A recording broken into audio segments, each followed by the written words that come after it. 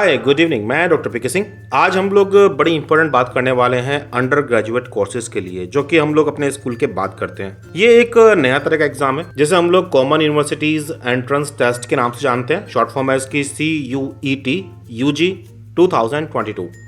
ये एग्जाम पहली बार होगा इस साल। आज हम लोग इस वीडियो में इस एग्जाम के इंट्रोडक्शन की बात करेंगे कि एग्जाम क्या है, क्या इसका फायदा है और क्या इसके नुकसान है। देखिए साहब, बहुत पहले से हम देखते आ रहे हैं कि हमने बहुत चीज़ों को बोला कि ये हो नहीं सकती और फिर हमने उन्हें होते हुए देखा है। इवोल्यूशन की बात कर लें तब से शुरुआत होकर के और अभी तक हम लगातार ऐसी चीज़ें होते हुए देख रहे हैं जिन्हें हमने कहा था कि ये पॉसिबल नहीं है। फिर चाहे ये एस्ट्रोनॉट्स के द्वारा स्पेस वॉक की बात हो या फिर कोविड-19 के द्वारा लॉकडाउन की कहानी हो। देखिए, ये एग्जाम CUET एग्जाम किसी भी और दूसरे एग्जाम की तरह है, लेकिन जब भी कभी कोई नया एग्जाम हमें देना होता है तो हम डरे हुए होते हैं, पता नहीं एग्जाम कैसा होगा, कितना टफ होगा, क्या उसका पैटर्न होगा। ऐसे से बहुत सारे तमाम तरह के सवाल हमारे मन में रहते हैं। आज हम लोग कोशिश करेंगे इन्हीं क्वेश्चंस को सॉल्व करने की, ताकि हम समझ सकें कि ये एग्जाम हमारे फायदे के लिए है। देखिए, पहली बात तो ये एग्जाम की फुल फॉर्म है कॉमन यूनिवर्सिटी एंट्रेंस टेस्ट और ये under graduate courses in central universities के लिए है। सेशन है 2022 और 2023। ये एग्जाम पहली बार हो रहा है। एलिजिबिलिटी है 12th क्लास, जिन लोगों ने 12th क्लास क्लियर कर ली है या फिर करने वाले हैं। इसमें नया क्या है भाई, हम लोग बहुत पहले से देखते आ रहे हैं कि 12th के बाद हम लोग अंडर ग्रेजुएट कोर्सेज में एडमिशन के लिए जाते हैं। इंडियड हम लोग जब अपने स्कूल लाइफ में होते हैं 11th-12th में, तो हम सब के सब धुरंधर होते हैं, बढ़िया पढ़ाई करते हैं, खूब जी जान से मेहनत करते हैं, नंबर लाने की कोशिश करते हैं ताकि हम किसी टॉप क्लास के कॉलेज में एडमिशन ले सकें। लेकिन अभी लास्ट ईयर तक हम लोगों ने ये देखा कि भाई 99% मार्क्स तक कट ऑफ गई है काफ़ी सारे कॉलेजेस के अंदर। यानी कि जिन लोगों के 99% मार्क्स थे, उनमें से भी कुछ लोग अपने मन माफिक कॉलेजों में एडमिशन नहीं ले पाए। और जब ऐसा होता है तो भाई अच्छों को बुखार चढ़ जाता है यार। इतनी मेहनत की थी और उसके बावजूद भी हम लोग एडमिशन नहीं ले पाए। 98% नंबर लाना या 99% नंबर लेके आना कोई मजाक की बात थोड़ी है। आगे बढ़ने से पहले अगर ये चैनल सब्सक्राइब नहीं कर रखा तो कर लीजिए। अगर वीडियो अच्छा लग रहा है तो लाइक कीजिएगा, शेयर भी कीजिएगा। लेकिन फिलहाल हम लोग आगे समझते हैं इस कहानी को। देखिए, इस एग्जाम से पहले की बात क्या थी। अभी तक अलग अलग यूनिवर्सिटीज अपने एग्जाम अलग अलग कराया करती थी और एग्जाम्स की कट ऑफ काफ़ी हाई जाया करती थी। इंडियड जितने भी टॉप क्लास के कॉलेजेस हैं उनमें तो एडमिशन के बारे में सोचना भी गलत था अगर आपकी परसेंटेज 90 या 90 से नीचे है तो। बहुत सारी जगह तो हमने ये भी देखा कि 98-99% आने के बावजूद भी स्टूडेंट उन कॉलेजेस में मन माफिक कोर्स के अंदर एडमिशन सिक्योर नहीं कर पा रहे थे। तो कुछ ऐसा माहौल था कि टॉप कॉलेजेस में एडमिशन तो आप भूल ही जाओ। इंडियड बहुत सारे बढ़िया टैलेंटेड स्टूडेंट्स को भी हमेशा ना ही सुनने का मौका मिलता था। दूसरी इसमें यह भी स्टोरी थी कि अगर मुझे बॉम्बे के किसी कॉलेज में एडमिशन लेना है तो मुझे बॉम्बे जाके एग्जाम देना होगा, या फिर दिल्ली के कॉलेज के लिए दिल्ली जाना पड़ेगा। तो हमें अलग अलग बढ़िया कॉलेजेस में एडमिशन लेने के लिए हमें उन सिटीज़ में जाना पड़ता था। हर एक के पेरेंट्स अलाउ नहीं करते, कंडीशंस अलाउ नहीं करती और ये एक बहुत खर्चीली प्रोसेस भी थी। किसी भी एक एग्जाम को देने के लिए बहुत पैसे खर्च करने पड़ते थे भाई। और उसके बाद भी ये नहीं पता कि 95% नंबर लाने के बावजूद भी उस कॉलेज में सिलेक्शन होगा भी या नहीं होगा। यार, क्या सभी लोग सुपरमैन या फिर स्पाइडरमैन बन के पैदा होते हैं? तुम्हें याद नहीं, स्पाइडरमैन को भी तो मकड़ी ने काटा था ना, उसके बाद ही जाके वो स्पाइडरमैन बना था। और केवल स्पाइडरमैन की कहानी क्यों, सभी के सभी सुपर हीरोज की बात कर लो। हर एक की लाइफ में कभी ना कभी कोई घटना घटी। उस घटना से पहले वो एक एवरेज इंसान था और फिर बाद में वो बना सुपर हीरो। हम सब लोग भी तो ऐसे ही हैं। हम अपने एग्जाम में पढ़ते तो हैं 11th-12th में, लेकिन कई बार हमारा ध्यान कई जगह भटके होते हैं और नतीजा हम टैलेंट होने के बावजूद भी अपने नंबर्स में उन्हें कन्वर्ट नहीं कर पाते। तो क्या ऐसा ही है कि 99% नंबर जो लेके आएगा केवल वही टैलेंटेड है? जो 85% नंबर लेके आ रहा है या फिर 75 लेके आ रहा है उसमें टैलेंट नहीं है? ये जो पहला वाला तरीका था, इस तरीके में ये बहुत बड़ी दिक्कत थी कि अगर आपके पास स्कूल में अच्छे नंबर नहीं है तो फिर आप एडमिशन के बारे में बात ही मत करो। भाई साहब, इतिहास गवाह है, न जाने कितने बड़े बड़े धुरंधर साइंटिस्ट ऐसे थे जो अपने स्कूल लाइफ में पढ़ने में बेकार थे, जिनके नंबर स्कूल में बड़े कम आया करते थे। लेकिन यही वो लोग थे जिन्हें मौका मिला तो आगे चल करके उन्होंने पूरी दुनिया बदल दी। लेकिन इस साल ये बदलाव आ रहा है इस एग्जाम की वजह से। जितनी भी सेंट्रल यूनिवर्सिटीज हैं पूरे भारत के अंदर, उन सबका मिलाकर के एक ही एग्जाम होगा। अब हमें अपने मन मर्जी के कॉलेज में एडमिशन के लिए जगह जगह भटकना नहीं होगा। हमें हर उस सिटी में जाके एग्जाम नहीं देना होगा जहां मेरे मर्जी का कॉलेज है। सिटी आपकी, एग्ज़ाम आपका। जब आप फॉर्म भरेंगे तो अपने घर के आसपास की किसी सिटी में अपना सेंटर भर सकते हैं और उसी एक जगह पर बैठ करके आप सभी यूनिवर्सिटीज़ के एग्ज़ाम दे सकते हैं। अब सबको फेयर चांस मिलेगा, चाहे आपके 90% आए हों, चाहे 99, चाहे आपके 60% मार्क्स आए हों। आप चाहे सीबीएसई बोर्ड के हों, चाहे आप यूपी बोर्ड के हों, चाहे आप तमिलनाडु बोर्ड के हों, पेपर सबके लिए एक समान होगा। तो बोर्ड की बायसनेस आपको वहाँ देखने को नहीं मिलेगी। अब तो भाई जो परफॉर्म करेगा वही सीट लेके जाएगा। चलिए समझते हैं इस एग्ज़ाम की और डिटेल उस नोटिस के थ्रू जो नोटिस एनटीए की वेबसाइट पर अवेलेबल था। ये पब्लिक नोटिस है, CUET UG 2022, डेट है 26 मार्च 2022। सब्जेक्ट है कि भाई common university entrance exam CUET UG 2022 for undergraduate programmes in central universities for the academic session 2022-23। Bharat की सारी यूनिवर्सिटीज, सारे के सारे कॉलेजेस यहाँ इन्वॉल्व नहीं है। अभी फिलहाल ये एग्जाम केवल सेंट्रल यूनिवर्सिटीज को एंगेज करेगा। हालांकि इससे पहले एक नोटिस में उन्होंने और बाकी यूनिवर्सिटीज को भी इनवाइट किया है कि जो इस एग्जाम में पार्टिसिपेट करना चाहें। ये एग्जाम कराने वाली एजेंसी NTA है, नेशनल टेस्टिंग एजेंसी। ये कोई प्राइवेट एजेंसी नहीं है, ये भारत सरकार की है। ये मिनिस्ट्री ऑफ एजुकेशन के द्वारा बनाया गया है। मिनिस्ट्री ऑफ एजुकेशन जैसे हम लोग पहले MHRD भी कहते थे। तो ये एक रिलायबल संस्था है जो इस एग्ज़ाम को कंडक्ट कराने में सक्षम है।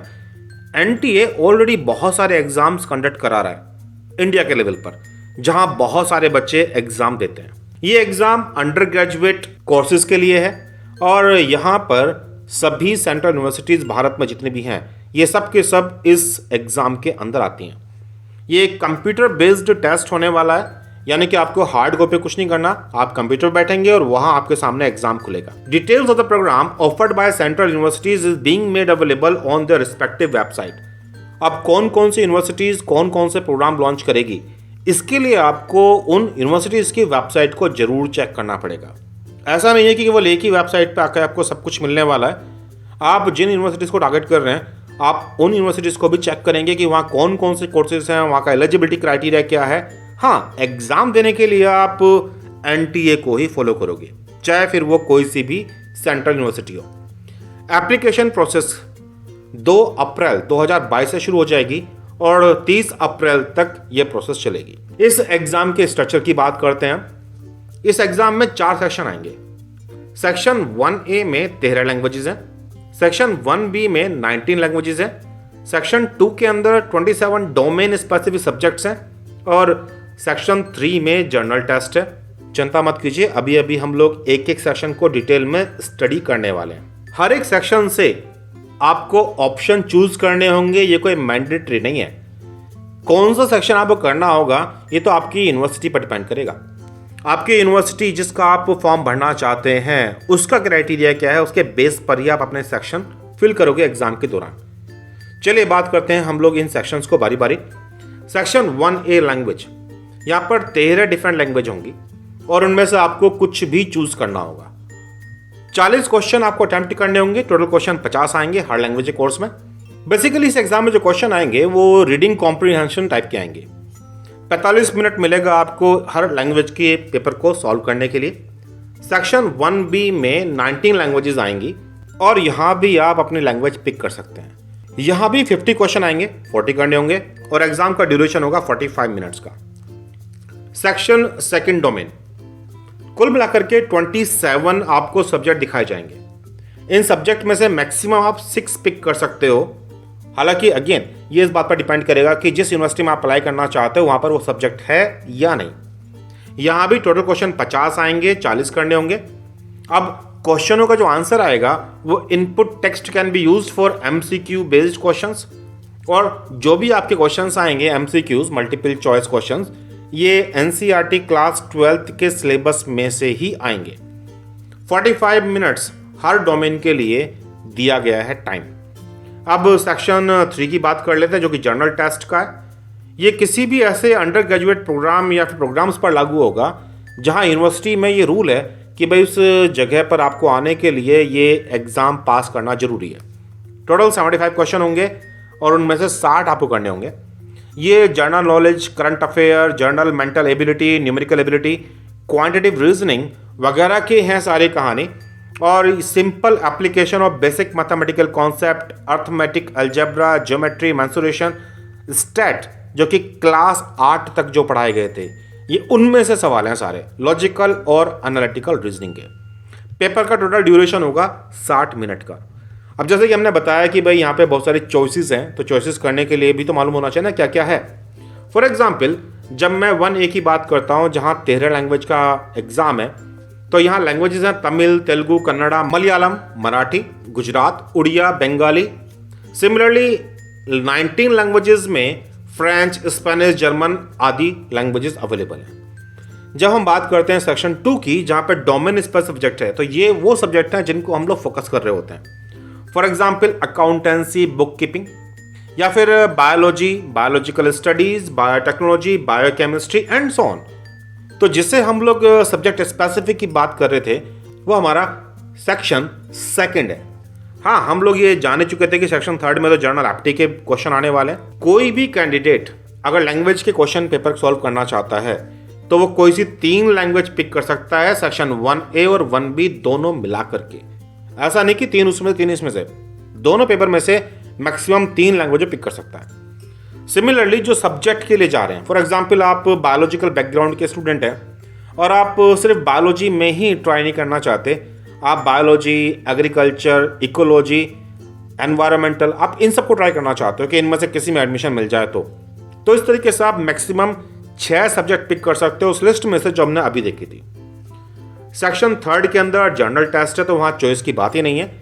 जो यूनिवर्सिटीज ये कहती हैं कि भाई हमारे एडमिशन लेने के लिए इस टेस्ट को पास करना जरूरी है, तो उनके लिए कंपलसरी के रूप में देखने को मिल जाएगा। अब अपनी चॉइस बनाते हुए इस बात पर ध्यान देना है, तो हमें ये कौन से पिक करने चाहिए, ये इस बात पर डिपेंड करेगा कि आप किस यूनिवर्सिटी को फोकस करना चाहते हैं। लॉजिक सिंपल सा है भाई, यूनिवर्सिटीज़ में सभी कोर्सेज अवेलेबल नहीं होते, तो आपको ये चेक करना है कि जिस यूनिवर्सिटीज़ को आप टारगेट करना चाहते हैं उनमें पहली बात कोर्सेज कौन कौन से अवेलेबल हैं, और फिर उसके बेस पर आप अपना सिलेक्शन तैयार करते हो। तो चलिए, ये तो थी सेक्शन की बात। अब हम लोग ओवरऑल एग्जाम के बारे में जानते हैं। मोड ऑफ एग्जाम है CBT, कंप्यूटर बेस्ड एग्जाम। दूसरी बात, ये मल्टीपल चॉइस क्वेश्चन मिलने वाले हैं। मीडियम की अगर हम बात करें तो 13 लैंग्वेजेस का मीडियम हमारे सामने मौजूद है एग्जाम क्वालिफाई करने के लिए।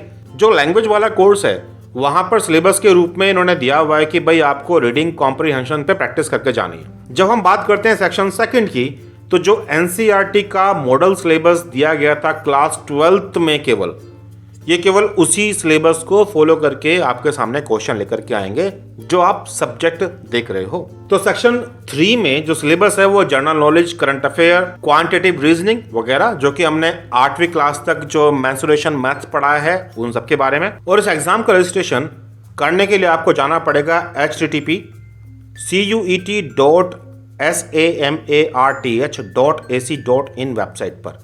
अगर इस वेबसाइट पर अभी जाओगे तो अभी कुछ नहीं मिलने वाला आपको।